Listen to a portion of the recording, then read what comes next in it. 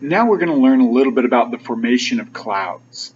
We can see in the diagram here that, as with most things in the atmosphere, the formation of clouds begins with the sun. The sun has radiation that comes down, and 50% of that is absorbed by the surface of the earth, which makes the surface of the earth warm or hot. And so the air next to that gets warm. That warmth also allows water to evaporate, either from oceans or lakes or rivers, or from plants like the grass seen here in this picture. As that happens, we get this warm, humid air, which, because it's warm, is less dense than other air in the atmosphere, and so it begins to rise. Okay? Because as it gets warmer, as we talked about, like with the mosh pit, the molecules are moving faster, so they spread apart. That's why this air is less dense. As that air begins to rise, it gets to a place that's higher in the dog pile of the atmosphere. The place with the highest pressure in that dog pile is at the bottom. So as we go up, there's less air on top of us, and so there's less pressure. This lower pressure allows the air to expand as it rises up.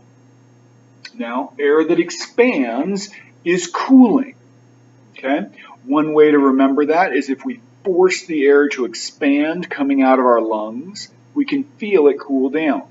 We can test the temperature of the air as it leaves your lungs, or I should say, test the temperature there in your lungs if we just let it drift out.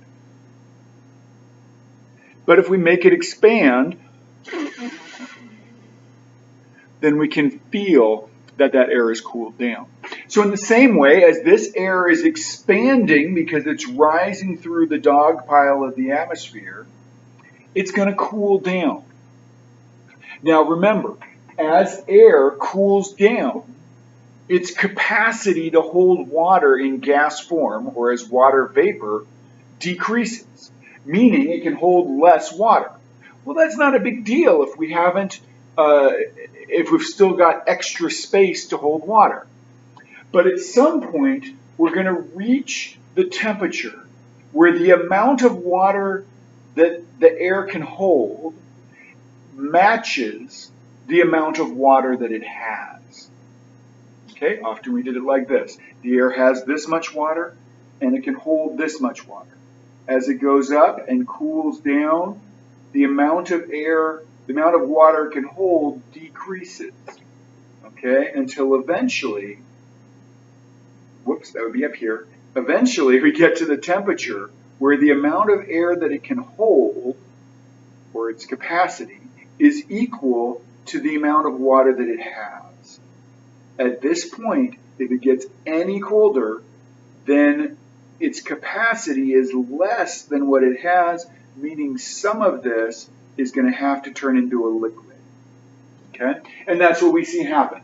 When we get to this temperature, which is known as the dew point, or this height, which is known as the lifted condensation level, or LCL, then the air can't hold all the water anymore, so we start to form clouds. As this continues to rise up, the cloud doesn't appear to be rising because new air has come up and formed cloud as well. Okay, so above this point, above the LCL, as a cloud is forming, we will consistently get a cloud at the bottom at this level. Because below that, the air can hold all the water that's in it, so we won't have any liquid water forming or water droplets from the cloud. But once we get above that, those droplets will begin to form. Okay, the last thing is, how do they form? Well, they form around something, just like dew tends to form on cars and not form fog, if it can help it. Same thing in the air, water drops will form on something. Those little particles of dust or smog are called condensation nuclei. Okay? And so we end up getting clouds.